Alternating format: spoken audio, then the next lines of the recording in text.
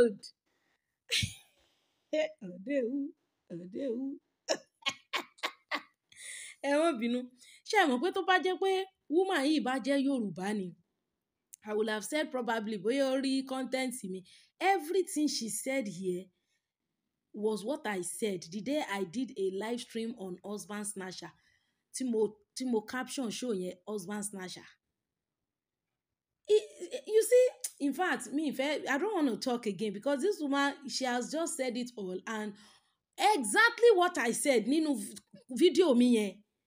Ona gbé èèyàn kan lọ́wọ́ ẹ̀. Ṣé ni yẹn jẹ́ báàgì? Èmi tiẹ̀ tún lo handbag. Mo ní ṣé ó jẹ́ handbag ni àbó jẹ́ fóònù tó ń jágbà lọ́jà Òṣòdì. Ibi tó fẹ́ lọ ló lọ. And she now said a statement that I loved. He said, instead of people to change their character, they keep changing their victims. And that is very powerful. Ìwà tó ń wù sí obìnrin, tó ń wù sí, tó fi gbà fún ẹ, tó ń wùwà burúkú sí ẹ yẹn, obìnrin ló fẹ́ change, change ìwà yẹn. You want to look for another woman. Have you thought of your behavior to this woman? That is another thing. Another one she now said is now that people go to where they want to go. Ǹjọ́ o mọ irọ́ tí ọkọ ẹ pa fún ọmọ tọkọ ẹ ń bá sùn yìí? Tẹ́ bá mọ àwọn tẹ́ríbù irọ́ táwọn ọkọ yín máa ń pa fún àwọn obìnrin ìta.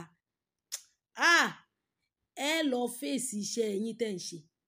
Mo rí èèyàn tó sọ pé ìyàwó òun ti kú. Àǹtí yẹn tó fẹ́ yìí, ó ti bímọ méjì fún. Ó lọ ṣe màná, ó màná, kì í ṣe wípé ó kàn fẹ́ wọn. Ó fẹ́ wọn, ó ní widow alone, ìyàwó òun ti kú. Ó dẹ̀ fẹ́ àǹtí yìí. Ó kó àwọn ẹbí, àwọn alátẹnujẹ, àwọn ìyá àgbà, àwọn ìyá oníjẹkújẹ ló kó wá tó wá ṣèmàná fáǹtì.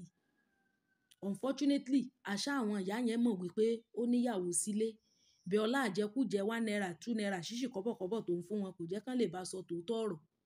Ìyàwó táǹtì yẹn padà discover pé bàbá yẹn fẹ́ ìyàwó 4. He actually have wife at home tó ń purọ́ kiri. Àǹtí sì ti bímọ méjì fún kó tó ṣẹ̀ṣẹ̀ mọ̀. So tó bá ń fẹ́ yàn, tètè wá bó ṣe lọ sí village ẹ̀. Má ràn yàn lọ in person. Kó mú fọ́tò ẹ̀, kó kó fọ́tò ẹ̀ dání, kó kó everything ẹ̀ dání, kó lọ ṣe investigation. Olórí burúkú lọ́pọ̀lọpọ̀ wọn. Ìmí á sọ fún ẹ pé ìyàwó òun ti kọ̀ ọ́n lẹ̀, ó ti fọkọ mi. Irọ́ ni. Nígbà tó bá padà mọ́ gbọ́, wàá padà rí wípé ìyàwó ẹ̀ ò kọ́. Ilé ẹ̀ ló wà. Obìnrin míì náà ń ṣe, tá lóun single mother. Ayé náà la wà tá réyàn tóbìnrin parọ́ fún pé single mother lòun. Tí yẹn ń sẹ́ǹdì owó ṣe gbogbo ẹ̀. Ìgbà tí yẹn ó wálé lórí wípé ilé ọkọ ló wà kò kí ń ṣe single mother. Bẹ́ẹ̀ táwọn ọkùnrin yẹn ló pọ̀ jù. Ẹlòmíì á sọ fóbìnrin wípé ìyàwó òun ti kú. Can you imagine? Irú orí burúkú. Mo kàn máa ń wonder. You see the explanation this woman made pé the process involved in cheating gan. Didn't you think about it? Nǹkan tó ti mọ̀ wípé kíní kò ní future, kò níbi tó fẹ́ forí gún, kò wà futuristic. Your aim and objective is just to make sure that you sleep with that woman. And you start that long process. Ṣorí wípé a sinner is suffering. Devil is really punishing sinners. Devil will punish wọn because for you to go through this process lórí irọ́ tó dẹ̀ mọ̀ pé irọ́ ló ń pa. How easy is it for you? So you see me, I don't want to make too much repetition because God has just, in fact, this woman, she's so fantastic. This particular content of hers, exactly what I said. Bí ìgbà téèyàn bá kàn gbé iṣẹ́ mi tó kàn interpret ẹ̀ sí English ni. Níṣẹ́ tí mo ṣe on husband snatcher. So sẹ́nìkan tó snatch husband ẹ̀ kọjá lọ síbi ilé kó kọrí lọ sílé kó lọ gbájúmọ́ṣẹ́ ẹ̀. Stop adding salt to your injury. Kẹ́yẹ tanra yín èèyàn tó fi ẹ́ sílé tó bọ́ síta tó ń tẹ̀lé èèyàn mi. Ṣòro pé ọjọ́ tó káwọn yẹn náà bẹ̀rẹ̀ ni. Lọ bọ́kọ ẹni kó bá jà. In fact, ẹni tó bá fìpò ń fọkọ ẹ̀ tó lọ ṣọ́ọ̀bù ẹ̀ tó lọ embarrass ẹ̀. Ó yẹ kó dá mí gbóná lé ẹ lórí ni. Low self esteem ló bá yé yín jẹ́. Èèyàn tó fẹ́ ẹ sílé tó abandon ẹ tó lọ ń chase èèyàn kan. Ó ṣe wọ́n má bẹ́ kó nàró mọ́ láyà kó sọ̀rọ̀ sí. Ìwọ tó bá mọ̀ pé èèyàn kan tó ń tẹ̀lé ẹ ó ti níyàwó, sọ fún un kó lọ bá yàwó ẹ̀ lé. Àwọn tó ń mọ níyàn lé dọkà láàmú. Àwọn ọ̀rọ̀ burúkú, ọ̀rọ̀ wèrè, àwọn tí ò ṣẹlẹ̀ tí wọ́n mọ̀ ló ṣẹlẹ̀. Ẹlòmíà níyàwó òun kú, ẹlòmíà níyàwó òun ti kọ̀ ọ́n lẹ̀. Ǹjẹ́ ẹ ti ẹ̀ mọ irọ́ táwọn ọkùnrin yìí ń pa fún àwọn obìnrin ìta yìí mọ́ yín? Ẹlòmíà purọ́ mọ́ yàwó ẹ̀ báyìí, á dàbí kẹ́ ẹ rí ìbọn kẹ́ ẹ lọ yìn mọ́ ni.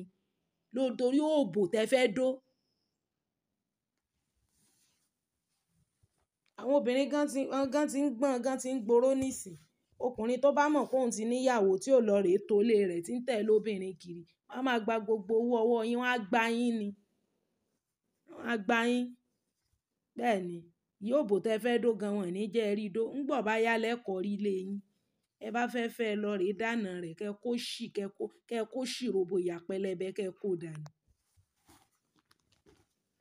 Ẹlòmíà níyàwó á lóhun ò níyàwó. Àwọn yóò fò àwọn ìyá àranù, àwọn ìyá alátẹnujẹ náà wọ́n mọ̀ bá wọn parọ́. Wọ́n mọ̀ ṣe aya mi gbẹ̀mùgbẹ̀mù, aya mi gbẹ̀mùgbẹ̀mù, àwọn olórí ibú àwọn olòṣì. Gbogbo àwọn tó ń fi hàn yẹn they are borrowed family, wọ́n ń ṣe family ẹ̀. Èyí tó dẹ̀ jẹ́ family ẹ̀ correct, irọ́ ni gbogbo wọn jọ ń pa fún ẹ. Wò ó. Ikú ẹ̀rẹ̀ ò bọ́kọ̀, Ọlọ́run ní jí oṣì rìn. Ìwọ tó wà nílé náà wò ó, oríire ò ní gbàbọ̀dè. Tó bá lọ kí fẹ́yàn kan toró ń fọ́kọ ẹ̀, ó máa dá mí gbóná lé ẹ lórí ni o. Ọkọ ẹni kó bá jà.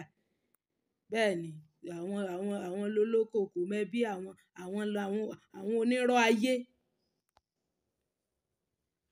Ó padà síbi tá a fi ẹ́ sí kó yé dójú ti ra ẹ kiri torí ọkùnrin kan tí ò gbádùn. Ọkùnrin tó ti sọ rẹ̀, tó ti mọ́pọlọ ara ẹ̀ sátẹlẹsẹ̀, tó ṣe wípé fi ń tẹ̀lẹ̀ ni. Ibi tó yẹ kó wà nínú orí ẹ̀ àtẹlẹsẹ̀ ẹ̀ ló wà.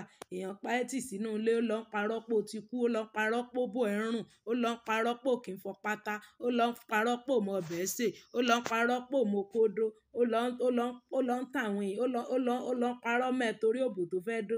That same person ló fẹ́ mọ torí ẹ̀ mọ jà bí street fighter ló fẹ́ sọ̀rọ̀ ẹ̀ di street fighter lé lórí. Ǹjẹ́ o máa rọ́tọ́kọ ẹ pa tó pa fún girlfriend torí òbò? And find somewhere to sit. Kó ṣì dáa.